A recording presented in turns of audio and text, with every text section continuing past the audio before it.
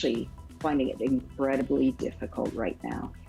The Ontario Medical Association is sounding the alarm around doctor burnout, saying a growing number of physicians are being overworked. What they suggest should be done about it. Plus, it reminds me of the CRA scam, as they call it.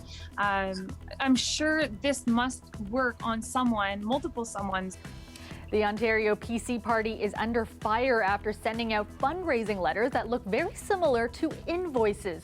Opposition parties now calling on Elections Canada to investigate. And there have been elections around the world, and there has not been outbreaks of COVID. The upcoming federal election will be unlike any other due to the pandemic. The changes voters can expect and why the results may be delayed. Good evening, I'm Kelda Yoon. Well, for many healthcare workers, it's been a very stressful and challenging year. A survey released today by Ontario's Medical Association found nearly 3/4 of physicians experienced burnout this year. Ardelia Ashry has more on how doctors are coming together to tackle the problem. This is the inside of a hospital earlier this year. Beds overflowing with COVID patients, healthcare workers trying to meet the needs of each one. Hospitalizations due to COVID-19 have since declined, but Dr. Carolyn Snyder from St. Michael's Hospital says the emergency room is still being filled up with other patients. The volume and acuity of patients coming through our hospital systems now are unprecedented. She says it continues to be a stressful time for many physicians. Because of the burnout, because of some of the attrition in multiple healthcare worker groups, we're actually finding it incredibly difficult right now. All of us are struggling. Ontario's Medical Association's Burnout Task Force surveyed over 2,000 Ontario doctors, medical students, and residents. Almost 75% say they are burnt out, up from 66% last year. And according to the report, the top reasons for burnout include long working hours and having to complete time-consuming tasks like patient documentation. This has resulted in some physicians experiencing depression, anxiety, substance abuse, and suicidal ideations. The OMA says it's a real concern and it's working on ways to address the problem. Starting with the reduction and streamlining of documentation.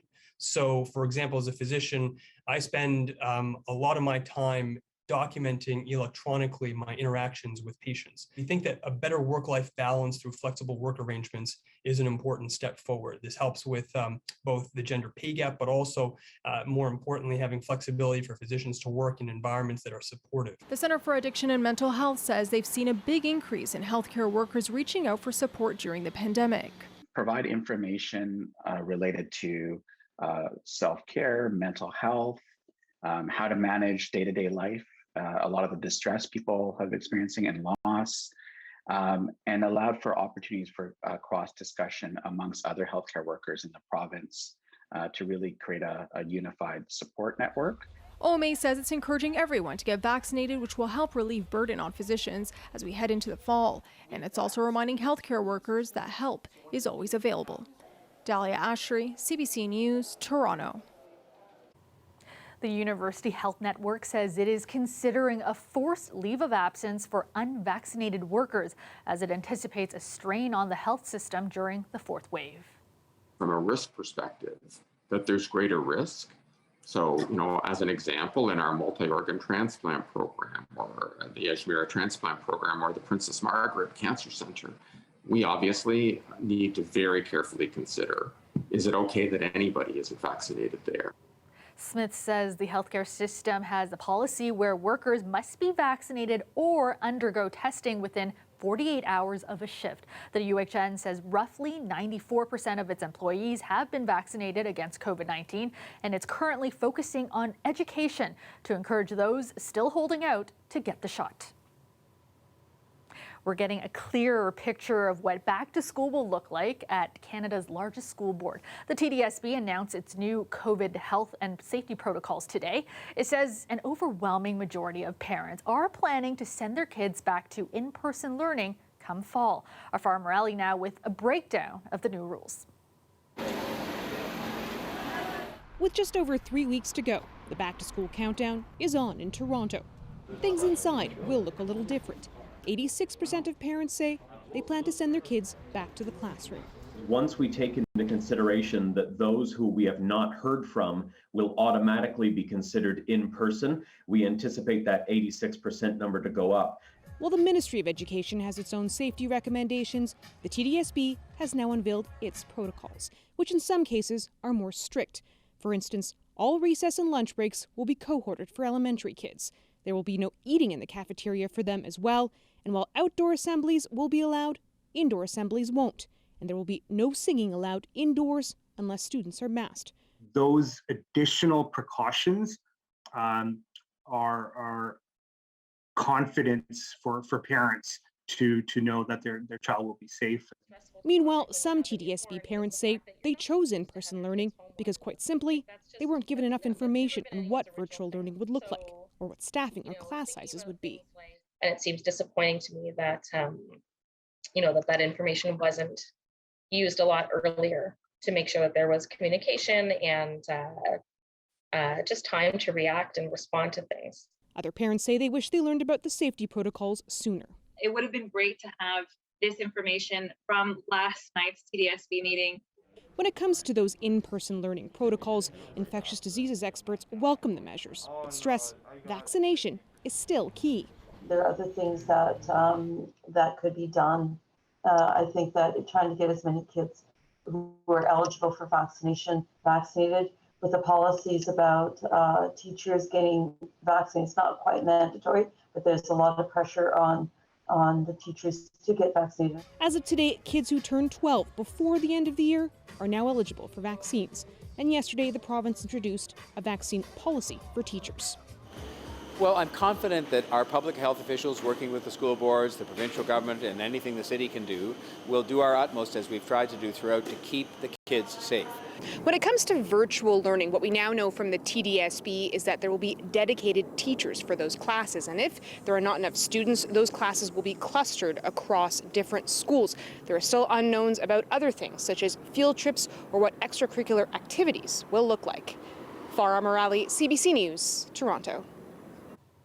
The Ford government confirming today PC MPPs who are unvaccinated will face ejection from caucus. In a letter addressed to members, the government said they must get at least a first shot by tomorrow afternoon.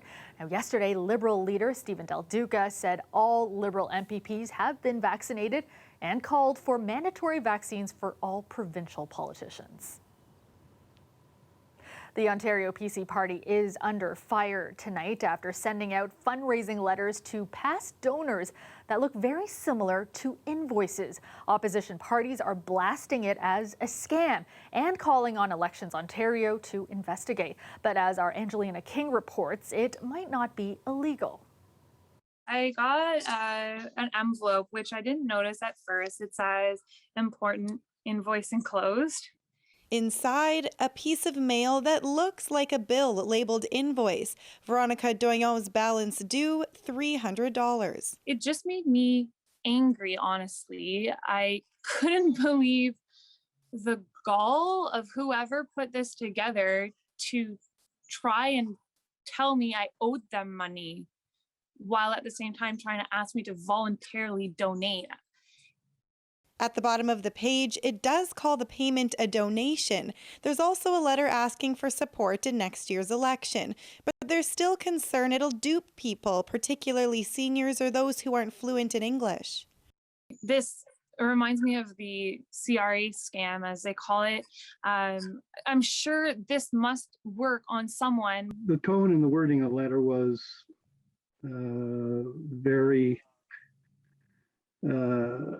very aggressive. Gregory Geese hasn't donated to the party in about a decade. His invoice is for $800. He says it reminds him of Trump-style campaigning. I hate to see that influence north of the border, but apparently it's here. That type of thing then starts to destroy faith in the entire political process in our institutions. And that's dangerous. And a letter which... Doyon says she believes she received the letter because her mother previously supported the party and she's now the homeowner. She's contacted the RCMP and plans to report it to other authorities. She posted the letter online and it's making its rounds on social media. Now opposition parties are calling on Elections Ontario to investigate. I've never seen anything like that before. It just seems it just seems desperate and bottom of the barrel in terms of tactics. Elections Ontario wouldn't say if it's investigating, but did say it regulates provincial elections in Ontario under the Election Act and the Election Finances Act. Neither regulates the content of campaign or fundraising materials or political advertising. The OPP say it's looking into whether a criminal investigation is warranted after receiving a complaint from the Ontario Liberal Party. To my mind, it's unethical, but I don't know that there's a specific law that's been written to cover it, probably because nobody ever anticipated that a political party would ever do such a thing. So we might be in uncharted territory right now. I think that's a safe bet, yes. CBC News asked the Ontario PC Party how many people received the letters, whether it'll keep sending them, and to address concerns, but we didn't hear back. Angelina King, CBC News, Toronto. The tornadoes that hit Barrie last month have resulted in over $75 million worth of insured damage. The Insurance Bureau of Canada says the tornadoes left 71 homes uninhabitable and resulted in more than 2,200 insurance claims. A set of EF2 strength twisters hit Barrie and communities in Innisfil, Kawartha Lakes, Little Britain, Manila, Lindsay, and Lake of Bays back on July 15th. No one was killed, but 10 people were taken to hospital. The city of Barrie says more than 100 people were displaced. Colette Kennedy joins us now with a first look at the forecast. And Colette, it's feeling a bit hotter by the day. Thanks, Kelda. Well, I guess it's a little bit subtle, but we are finding the temperatures kind of creeping up. And the humidity, I know you've been feeling that, creeping up as well. And it's going to continue for a few days, and then it's going to be here and stay for a while. So let me just walk you through things from today. A recap of your daytime highs: 27 degrees for Toronto and Peterborough. The nation's capital, Ottawa, 29 degrees, and Windsor at 27. Where you're seeing some cooler readings there, St. Catharines, around towards Hamilton, was where you were being impacted a little more by the system stateside, the remnants of what was Tropical Storm Fred. And so it brought the temperatures down a little bit. And some of those stray showers we were seeing, but much of that now you can see kind of pulling away. The cloud deck stays in through the night with some of that twisting and turning from that system, but then it should move away so that we see the clouds eroding through the day tomorrow. We get into more sunshine. That's going to push the temperature up further, and just highly isolated shower risk into the afternoon hours. So it looks like this temperature story: 21 tonight. Yep, you see it 30 degrees tomorrow with a humidex of 38. All right, thanks, Colette. There are going to be some significant changes on the way to the way the September 20th federal election is handled, but the chief electoral officer is promising the pandemic vote will be smooth and safe. There have been elections around the world, and there has not been outbreaks of COVID as a result of in-person voting. Stéphane Perreault says Elections Canada wants to make the voting process even easier. Voting by mail will be a key component in this election. In the last federal election, there were about 50,000 mail-in ballots. This time, it's expected as many as 5 million voters could cast ballots by mail. Counting those votes could delay the final results by a couple of days if the election is close. Elections Canada says it will not mandate vaccines for its election workers. To the situation in Afghanistan now. Sources tell CBC News Canadian military planes are resuming flights into the country today to bring out refugees. In a statement, the Department of National Defence confirms Canada is coordinating with U.S. forces, which control the airport in Kabul and the airspace over Afghanistan. Now, as we showed you last night, 92 people arrived in Toronto after fleeing Afghanistan. They had flown out of Kabul a few days ago and traveled to Canada after a stopover in a third country. The group was made up of both Afghan nationals and Canadian citizens. The Defense Department says another flight carrying Afghan refugees landed in Canada on Monday. It says some Canadian armed forces, including members of the elite unit that helped to evacuate the Canadian embassy in Kabul, are also now back here at home. Hamilton police have arrested a Toronto man in connection with the toppling of a Sir John A. Mcdonald statue. A 56-year-old Miguel Martin Avila Velarde has been charged with mischief over $5,000. Police say about 200 people attended a rally on the weekend to protest Hamilton City Council's decision not to remove the statue. The protesters marched from City Hall to the site of the statue in Gore Park. The statue was then pulled down. Police say it was further damaged by a hammer, a grinder, and spray paint. The accused is due in court at a later date. And a man is in critical condition after being struck by a go bus at a busy North York intersection. The man, who is in his 70s, was walking through Yonge and Finch just before 3 p.m. when he was struck head-on. He was rushed to a trauma center with life-threatening injuries. Toronto police are still investigating and say it's not known whether the man was in a crosswalk when he was struck by the bus or if the bus was speeding. Anyone who has dash cam, anyone who has cell phone video or may have been in the area at the time, please contact 53 Division or Traffic Services. An 18-year-old cyclist is dead after being struck by a cement truck. It happened at Avenue Road and Bloor Street West. Toronto police were called to the scene just after 6 o'clock tonight. The cyclist was pronounced dead at the scene. Officers say the driver of the truck remained at the scene and is cooperating with police. And now to a cautionary tale from Peel Police. A 28-year-old Ontario man will be forced to pay thousands of dollars in car rental fees after he was allegedly caught stunt driving in a Lamborghini he had rented. Police say the driver was testing out the luxury car in Brampton and was caught going 122 kilometers per hour in a 60 zone. In Ontario, drivers caught stunt driving are subject to having their vehicle impounded for 14 days. Since the car is a rental, police say the driver will be on the hook for $18,000 in additional rental fees during the impoundment.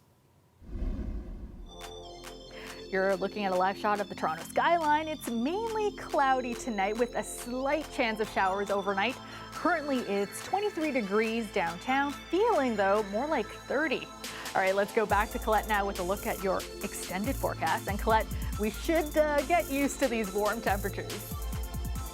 Thanks, Kelda. You know, I was saying earlier in the show how as the heat and humidity is building, it's going to kind of be in place and staying for a while. I just want to show you the temperature story here, looking at the contours. So just basically try and kind of follow the areas where we're seeing the oranges and more red tones where the heat is, because obviously things cooling down a little bit for Western Canada. That's for tomorrow into Friday, still seeing that heat dome extending all the way towards the Atlantic provinces.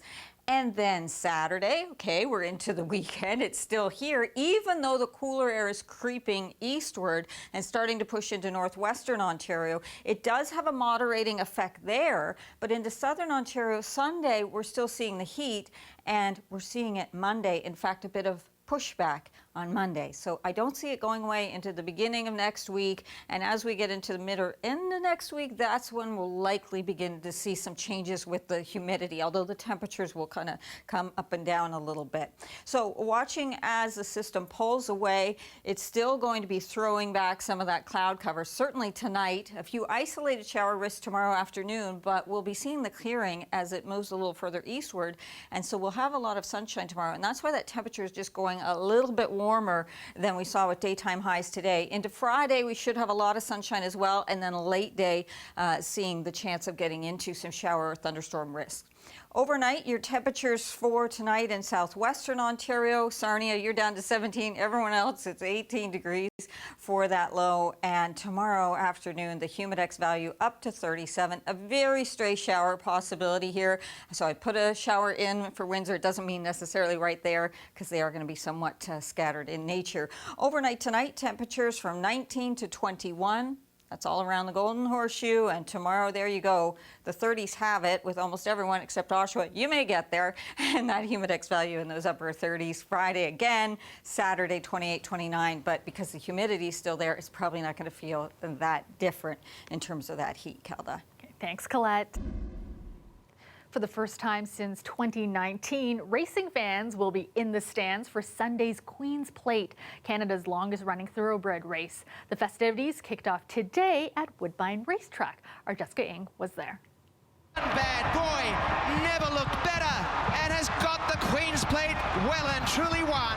The Queen's Plate usually brings crowds of 30 to 40,000 people to Woodbine Racetrack, like it did in 2019, the last time fans could watch live. Its $1 million purse makes it significant for those involved, like trainer Kevin Attard, who has 4 horses competing in Sunday's race, including HC Holiday and Money for Roe. All done. Nice, guys. It's nice to kind of see some normalcy kind of come back. This has been a real dream and a goal for me to win this race. So I think this is my strongest year. No, you're good, Bubba. For this event, there will be social distancing, and you'll need to get your ticket ahead of time. And of course, you'll need to wear a mask. The event is capped at 50% spectator capacity. Competitors and trainers are excited for that grandstand to even be half full, saying that competing last year with no fans was somewhat eerie. I always try to take a moment to look up at the grandstand and appreciate it. It is full to capacity, typically. Last year it wasn't there. It was quiet. And Emma Jane Wilson becomes the first female jockey to win the Queen's Plate in 148 years. Wilson is the only woman to ever take the title. For her, 20 fans is better than none. Just to hear the shouts, the hoops, the hollers, and the cheers. They're truly part of this game, truly part of the energy that is Queen's Plate Day. That fanfare is something Tokyo 2020 Olympian Kyla Sanchez says is worth cherishing. Riptide Rock. She was on hand today as the celebrity draw master, announcing the positions of the 13 competing thoroughbreds. You're doing your sport and it becomes so second nature that you will go through the actions and not really take in what's happening. So definitely coming home from Tokyo this year, I made sure to take in the view and the pool and the experience so that I can remember it for years to come. Her medley relay teammate, Penny Alexiak, will perform the ceremonial call of riders up at the 162nd Queen's Plate this Sunday. Jessica Ng, CBC News, Toronto. And that is our show for you tonight. Thank you so much for watching. Have a great night, everyone.